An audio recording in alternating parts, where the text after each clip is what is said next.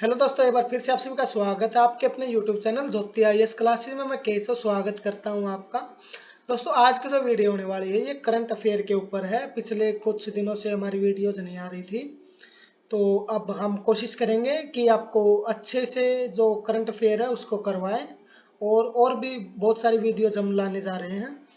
तो आज की जो वीडियो है ये जो दृष्टि आईएएस कोचिंग इंस्टीट्यूट है, जो कि आपके करोल बाग में भी है और आपका मुखर्जी नगर में भी है, और राजस्थान में भी है आपका एक, जयपुर में, और पटना में भी है एक। इसके लगभग 4-5 ब्रांच है और ये हिंदी माध्यम वालों में लगभग टॉप पे आता है। तो उसी का ये मैंने करंट अफेयर डाउनलोड किया है।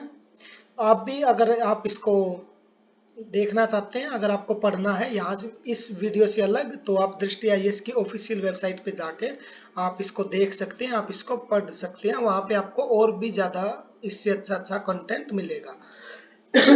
तो इसमें संवैधानिक प्रशासनिक घटनाक्रम, इसमें दोस्तों क्या है, इसमें हर एक जो सब्जेक्ट है उसका अलग अलग आपको मिलेगा। जैसे संवैधानिक और प्रशासनिक घटनाक्रम का अलग है करंट अफेयर, और आर्थिक घटनाक्रम अलग, अंतर्राष्ट्रीय घटनाक्रम अलग, साइंस एंड टेक का अलग हो गया आपका, आपका जो इकोलॉजी एंड इन्वायरमेंट का अलग हो गया, हिस्ट्री आपकी अलग हो गई, आर्ट एंड कल्चर भी अलग है, सामाजिक न्याय, आंतरिक सुरक्षा और चर्चा में जो है वो भी है, और साथ में विविध है वो अलग से है। तो अभी हम पहले पढ़ेंगे आयुष्मान भारत डिजिटल मिशन। ये आपका है संवैधानिक एंड प्रशासनिक घटनाक्रम में है। तो ये चर्चा में क्यों है दोस्तों, Ayushman Bharat digital mission, ABDM भी इसको बोल सकते हैं शॉर्ट फॉर्म में। हाँ, जो हाल ही में केंद्रीय मंत्रिमंडल है उन्होंने आयुष्मान भारत डिजिटल मिशन के देशव्यापी कार्यान्वयन को मंजूरी दी है, जिसमें 5 वर्ष के लिए 1600 करोड़ रुपए का बजट आवंटन किया गया। कितने का? 1600 करोड़ का 5 वर्ष के लिए। इस मिशन के तहत जो नागरिक है वो अपना आयुष्मान भारत स्वास्थ्य खाता संख्या प्राप्त कर सकेंगे, जिससे उनके डिजिटल स्वास्थ्य रिकॉर्ड को जोड़ा जा सकेगा। आयुष्मान भारत देश की एक प्रमुख योजना है जिसे सार्वभौमिक स्वास्थ्य कवरेज के दृष्टिकोण को प्राप्त करने हेतु राष्ट्रीय स्वास्थ्य नीति 2017 की सिफारिश के अनुसार शुरू किया गया था। तो 2017 में एक नीति आई थी, राष्ट्रीय स्वास्थ्य नीति। तो इसके दृष्टिकोण को प्राप्त करने हेतु आयुष्मान भारत एक देश की एक प्रमुख योजना है।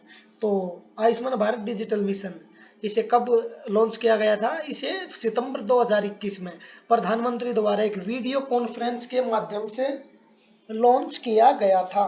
कब लॉन्च किया गया था? सितंबर 2021। किसने? जो आपका पीएम है, जो हमारे पीएम है नरेंद्र मोदी जी, उनके द्वारा। इसका जो उद्देश्य है वो सभी भारतीय नागरिकों को अस्पतालों, बीमा फर्मों और नागरिकों को आवश्यकता पड़ने पर इलेक्ट्रॉनिक रूप से स्वास्थ्य कार्ड रिकॉर्ड तक पहुंचने में मदद करने हेतु डिजिटल स्वास्थ्य आईडी प्रदान करता है। तो मिशन के पायलट प्रोजेक्ट की घोषणा प्रधानमंत्री ने 15 अगस्त 2020 को लाल किले की प्राचीर से की थी। जो ये मिशन है इसके पायलट प्रोजेक्ट की घोषणा तो 15 अगस्त 2020 को की थी, और इसे सितंबर 2021 में प्रधानमंत्री जी ने एक वीडियो कॉन्फ्रेंस के माध्यम से लॉन्च किया था। जो यह पायलट परियोजना है 6 राज्यों, जो 6 राज्य हैं और केंद्र शासित प्रदेशों में चरणबद्ध रूप में लागू की जा रही है। मतलब अभी तो फिलहाल के लिए 6 राज्य और जो केंद्र शासित प्रदेश है वहां पे लागू की जा रही है। जो इसकी कार्यान्वयन एजेंसी स्वास्थ्य और परिवार कल्याण मंत्रालय के तहत स्थापित राष्ट्रीय स्वास्थ्य प्राधिकरण होगी। जो इस मिशन की विशेषताएं हैं वो क्या है? स्वास्थ्य आईडी, यह प्रत्येक नागरिक को प्रदान किया जाएगा। जो एक स्वास्थ्य आईडी है वो एक प्रत्येक नागरिक को प्रदान किया जाएगा, जो उनके स्वास्थ्य खाते के रूप में भी काम करेगा। इस स्वास्थ्य खाते में प्रत्येक परीक्षण, प्रत्येक बीमारी, डॉक्टर से अपॉइंटमेंट, जो दवाइयां ली हैं और उसका निदान, उनका सबका विवरण होगा। जो ये स्वास्थ्य आईडी है ये निःशुल्क व स्वैच्छिक है। यह स्वास्थ्य डेटा का विश्लेषण करने में मदद करेगी और स्वास्थ्य कार्यक्रमों के बेहतर नियोजन, बजट तथा कार्यान्वयन सुनिश्चित करेगा। स्वास्थ्य देखभाल सुविधाएं और पेशेवर रजिस्ट्री कार्यक्रम के अन्य प्रमुख घटकों हेल्थ केयर प्रोफेशनल रजिस्ट्री और हेल्थ केयर फैसिलिटीज रजिस्ट्री को निर्मित किया गया है, जिससे मेडिकल प्रोफेशनल तथा स्वास्थ्य अवसंरचना तक आसान इलेक्ट्रॉनिक पहुंच की अनुमति मिलती है।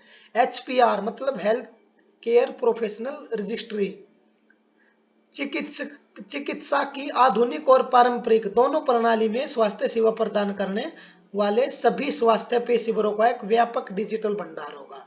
HFR मतलब हेल्थ केयर फैसिलिटीज रजिस्ट्री, ये क्या है? डेटाबेस में देश की सभी स्वास्थ्य सुविधाओं को रिकॉर्ड होगा। Ayushman Bharat digital mission sandbox mission के एक हिस्से के रूप में निर्मित सैंडबॉक्स प्रौद्योगिकी और उत्पाद परीक्षण हेतु एक रूपरेखा के रूप में कार्य करेगा, जो संगठनों की मदद करेगा। इसमें राष्ट्रीय डिजिटल स्वास्थ्य प्राधिकरण तंत्र का हिस्सा बनने के इच्छुक प्राइवेट प्लेयर्स शामिल होते हैं। स्वास्थ्य सूचना प्रदाता या स्वास्थ्य सूचना उपयोगकर्ता आयुष्मान भारत डिजिटल मिशन के बिल्डिंग ब्लॉक्स के साथ कुशलतापूर्वक जुड़ सकते हैं। तो अब बात आती है इसकी जो लाभ है और इससे संबंधित चिंताएं हैं वो क्या है। तो इनके जो लाभ होंगे आपके डॉक्टरों और अस्पतालों तथा स्वास्थ्य सेवाओं प्रदाताओं के लिए व्यवसाय करने में आसानी रहेगी। उनकी सहमति से नागरिक के देशांतरीय स्वास्थ्य रिकॉर्ड तक पहुंच और आदान प्रदान को सक्षम बनाना। जो भुगतान प्रणाली है उसमें आए क्रांतिकारी बदलाव यूनिफाइड पेमेंट इंटरफेस मतलब जो UPI है उसके द्वारा निभाई भूमिका के समान डिजिटल स्वास्थ्य परिस्थितिक तंत्र में एकीकृत करने में सहायक होगी। मिशन गुणवत्तापूर्ण स्वास्थ्य देखभाल के लिए समान पहुंच में सुधार करेगा, क्योंकि यह टेलीमेडिसिन जैसी तकनीक के उपयोग को प्रोत्साहित करेगा और स्वास्थ्य सेवाओं की राष्ट्रीय पोर्टेबिलिटी को सक्षम करेगा।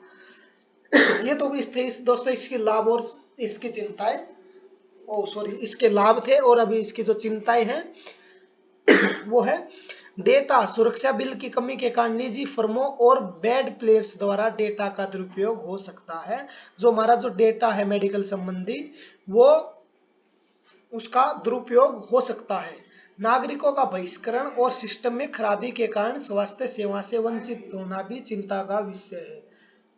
अगर सिस्टम में कोई खराबी आ गई तो हमें स्वास्थ्य सेवाओं से वंचित होना भी पड़ सके, ये भी एक चिंता का विषय है। और इसमें आगे की राह क्या है? जो NDHM है राष्ट्रीय डिजिटल स्वास्थ्य मिशन अभी भी स्वास्थ्य को न्याय संगत अधिकार के रूप में मान्यता प्रदान नहीं करता है। राष्ट्रीय स्वास्थ्य नीति 2015 के मसौदे में निर्धारित स्वास्थ्य को अधिकार बनाने हेतु एक ड्राफ्ट होना चाहिए। इसके अलावा यूनाइटेड किंगडम में एक समान राष्ट्रीय स्वास्थ्य सेवा की विफलता से सीखा जाना चाहिए और मिशन को अखिल भारतीय स्तर पर शुरू करने से पहले तकनीकी और कार्यान्वयन से संबंधित कमियों को सक्रिय रूप से संबोधित किया जाना चाहिए। देश भर में NDHM के मानकीकरण हेतु राज्य विशिष्ट नियमों को समायोजित करने के तरीके खोजने की आवश्यकता होगी। इसे सरकारी योजना जैसे आयुष्मान भारत योजना और अन्य IT सक्षम योजना जैसे प्रजनन बाल स्वास्थ्य देखभाल व निक्ष्य आदि के साथ तालमेल बिठाने की आवश्यकता है। इसके बाद है जन औषधि दिवस। चर्चा में क्यों है? जो फार्मास्यूटिकल्स विभाग के तत्वाधान में pharmaceutical and medical devices bureau of India PMBI चौथा जन औषधि दिवस आयोजित करने जा रहा है। इसके तहत सभी गतिविधियां आजादी का अमृत महोत्सव के तहत आयोजित की जाएंगी और 75 स्थानों पर कई कार्यक्रम की योजना बनाई गई है। इससे जेनेरिक दवाओं के उपयोग एवं जन औषधि परियोजना के लाभों के बारे में जागरूकता पैदा होगी। इस वर्ष मतलब जो 2020 है जन औषधि दिवस का विषय जन औषधि जन उपयोगी है। क्या है? जन औषधि जन उपयोगी है। तो प्रधानमंत्री भारतीय जन औषधि परियोजना PMBJP मतलब प्रधानमंत्री जन औषधि परियोजना। इस परियोजना को फार्मास्यूटिकल विभाग द्वारा वर्ष 2008 में जन औषधि अभियान के नाम से शुरू किया गया एक अभियान है। कब शुरू किया था? 2008 में किया था फार्मास्यूटिकल विभाग के द्वारा जन औषधि अभियान के नाम थे। वर्ष 2015 में अभियान को PMJJB के रूप में नया रूप दिया गया, प्रधानमंत्री भारतीय जन औषधि परियोजना। Bureau of pharma PSU of India के इसके लिए कार्यान्वयन एजेंसी है। Bureau of pharma PSU of India रसायन एवं उर्वरक मंत्रालय के तहत काम करता है। बीपीपीआई ने मतलब bureau of pharma PSU of India ने जन औषधि सुगम एप्लीकेशन भी विकसित किया है। एक दवा की कीमत सिर्फ 3 महंगी ब्रांडेड दवाओं के औसत मूल्य के अधिकतम 50% के सिद्धांत पर होती है। इस प्रकार जन औषधि दवाओं की कीमतें कम से कम 50% और कुछ मामलों में ब्रांडेड दवाओं के बाजार मूल्य के 80 से 90% तक सस्ती होती है, जो प्रधानमंत्री भारतीय जन औषधि परियोजना है इसमें। तो इसका उद्देश्य क्या है? इसका उद्देश्य कि सभी के लिए सस्ती कीमत पर गुणवत्तापूर्वक दवाएं मिले, उपभोज्य एवं सर्जिकल सामग्री उपलब्ध करवाकर जो उपभोक्ता मरीजों के जेब खर्च को कम करना है, जेनेरिक दवाओं को जनता के बीच लोकप्रिय बनाना है तथा यह प्रचलित धारणा को दूर करना है कि जो कम कीमत वाली जेनेरिक दवाएं खराब गुणवत्ता या कम प्रभावी होती है। मतलब जो कम कम कीमत वाली दवाई है वो खराब गुणवत्ता हो है या मतलब प्रभावी कम हो है, मतलब इस धारणा को हमने दूर करना है। जेनेरिक दवाएं गैर ब्रांडेड दवाएं है जो समान रूप से सुरक्षित है तथा गुणवत्ता एवं प्रभावकारिता के मामले में ब्रांडेड दवाओं के समतुल्य है। भारत भर में सभी महिलाओं को मासिक धर्म स्वास्थ्य सेवाओं जन औषधि सुविधा सेंटर नैपकिन की आसान उपलब्धता सुनिश्चित करना भी है इसका उद्देश्य है, जो प्रधानमंत्री जन औषधि केंद्र के माध्यम से व्यक्तिगत उद्यमियों को शामिल करके रोजगार भी पैदा करना है। जन औषधि केंद्र से सभी को गुणवत्तापूर्वक जेनरिक दवाएं उपलब्ध कराई जाती हैं।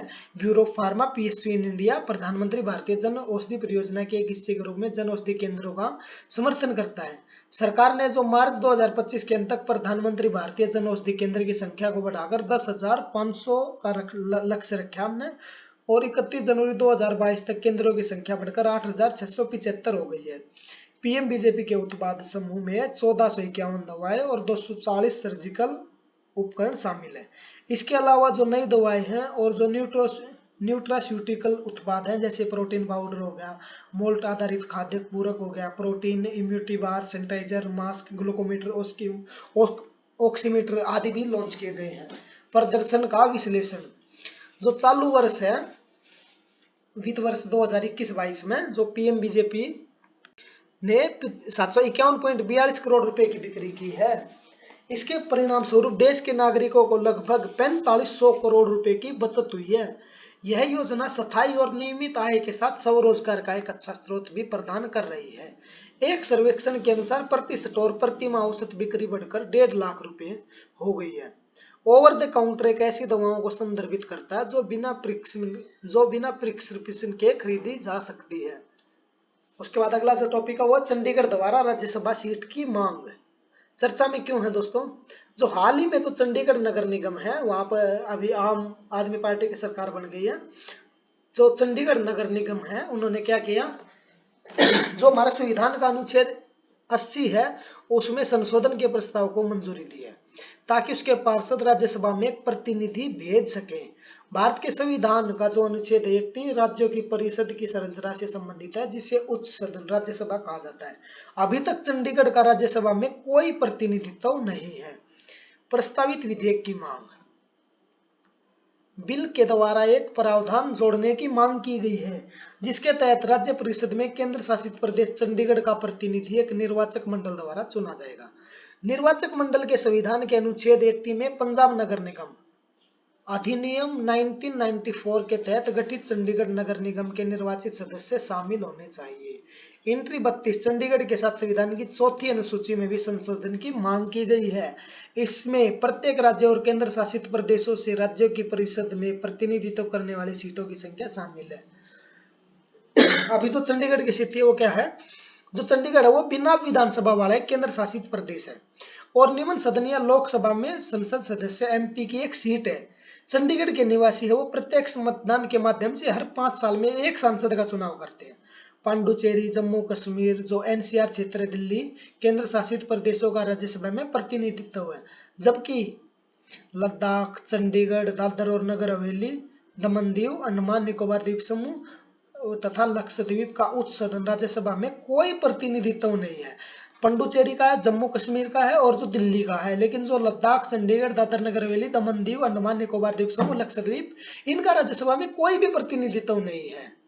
कानूनी आपत्ति, इसमें कानूनी आपत्तियां क्या है? जो निर्वाचित नगर निगम पार्षद उच्च सदन के लिए सदस्य का चुनाव करने हेतु निर्वाचक मंडल का गठन नहीं कर सकते, क्योंकि नगर निगम की शक्तियों से परे है। वर्ष 1966 से वर्ष 1990 के बीच दिल्ली में राज्यसभा के लिए सांसदों का चयन दिल्ली मेट्रोपोलिटन काउंसिल के सदस्य द्वारा किया गया था।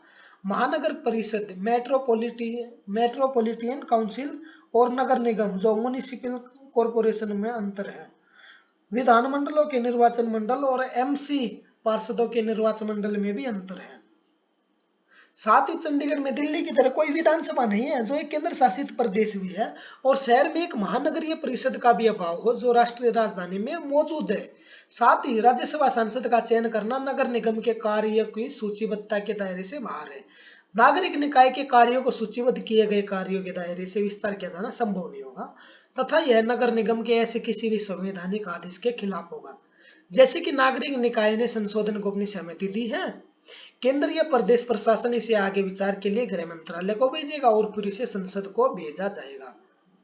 निजी सदस्य विधेयक, संसद के ऐसे सदस्य जो केंद्रीय मंत्रिमंडल में मंत्री मतलब मेंबर ऑफ पार्लियामेंट मतलब एमपी नहीं है, को एक निजी सदस्य के रूप में जाना जाता है। इसका प्रारूप तैयार करने की जिम्मेदारी संबंधित सदस्य की होती है। सदन में इसे पेश करने के लिए एक महीने की नोटिस की आवश्यकता होती है। जो सरकारी विधेयक है, सार्वजनिक विधेयकों को किसी भी दिन पेश किया जा सकता है और उन पर चर्चा की जा सकती है। निजी सदस्य के विधेयकों को केवल शुक्रवार को पेश किया जा सकता है तथा उन पर चर्चा की जा सकती है। जो सरकारी विधेयक है उसको तो किसी भी दिन कर सके पेश, लेकिन जो निजी सदस्य है उसको केवल शुक्रवार को पेश किया जाएगा। कई विधेयकों को के मामले में एक मतपत्र प्रणाली का उपयोग विधेयकों को पेश करने के क्रम को तय करने के लिए किया जाता है। निजी सदस्य के विधेयकों और प्रस्ताव पर संसदीय सम्मति एक ऐसे सभी विधेयकों को देखती है और उनकी तत्कालिकता एवं महत्व के आधार पर उनका वर्गीकरण करती है। सरकार द्वारा इसकी अस्वीकृति का संसद में संसदीय विश्वास या उसके इस्तीफे पर कोई प्रभाव नहीं पड़ता है। चर्चा के समापन पर विधेयक का संचालन करने वाले सदस्य या तो संबंधित मंत्री के अनुरोध पर इसे वापस ले सकता है या वह इसके पारित होने पर इसके साथ आगे बढ़ने का विकल्प चुन सकता है। अच्छा, अब सरकारी विधेयक बनाम निजी विधेयक। सरकारी विधेयक क्या है? इसे संसद में एक मंत्री द्वारा प्रस्तुत किया जा सकता है, और जो निजी विधेयक है यह मंत्री के अतिरिक्त किसी अन्य सांसद द्वारा प्रस्तुत किया जा सकता है, मंत्री के द्वारा नहीं होगा। अगर मंत्री के द्वारा होगा तो वो सरकारी विधेयक होगा, और अगर मंत्री के अतिरिक्त किसी अन्य सांसद द्वारा होगा तो वो निजी विधेयक होगा। यह सरकार की नीतियों को प्रदर्शित करता है जो सरकारी विधेयक है, और जो निजी विधेयक है यह विपक्ष की नीतियों को करे है। संसद में इसके पारित होने की संभावना अधिक रहती है। जो सरकारी विधेयक है उसकी संसद में पारित होने की संभावना अधिक रहेगी, और जो निजी विधेयक है इसकी संसद में पारित होने की संभावना बहुत कम हो है। संसद द्वारा सरकारी विधेयक स्वीकृत होने पर सरकार को इस्तीफा देना पड़ सकता है। अगर जो संसद है उसके द्वारा सरकारी विधेयक स्वीकृत हो गया तो सरकार को इस्तीफा देना पड़ सकता है, और जो निजी विधेयक है इसमें अस्वीकृत होने पर सरकार पर कोई प्रभाव नहीं पड़ता। सरकारी विधेयक को संसद में पेश होने के लिए 7 दिनों का नोटिस दिया जाना चाहिए। इस विधेयक को संसद में पेश करने के लिए 1 महीने का नोटिस दिया जाना चाहिए। सरकारी विधेयक इसे संबंधित विभाग द्वारा विधि विभाग के परामर्श से तैयार किया जाता है, और जो निजी विधेयक है इसे संबंधित सदस्य द्वारा तैयार किया जाता है। दोस्तों, आज की वीडियो में इतना ही। बाकी वीडियो को हम जो बाकी टॉपिक है इसको हम बाद में कवर करेंगे। तो अगर आपने वीडियो को देख लिया है तो आप वीडियो को लाइक करना, कमेंट करना, शेयर करना और साथ ही साथ चैनल को सब्सक्राइब करना ना भूलिएगा। मिलते हैं अगले वीडियो में। दोस्तों, अगर आपको कुछ भी डाउट है यूपीएससी के बारे में या कुछ और भी अगर आपको जानकारी चाहिए है तो आप कमेंट बॉक्स में पूछ सकते हैं, कोई दिक्कत वाली बात नहीं है। या जो हमारा ऑफिशियल ईमेल आईडी है kesaw.kadian@gmail.com, आप वहां पर जाकर पूछ सकते हैं। थैंक यू दोस्तों, आज की इस वीडियो में इतना ही। मिलते हैं अगली वीडियो में, तब तक के लिए थैंक यू। जय हिंद।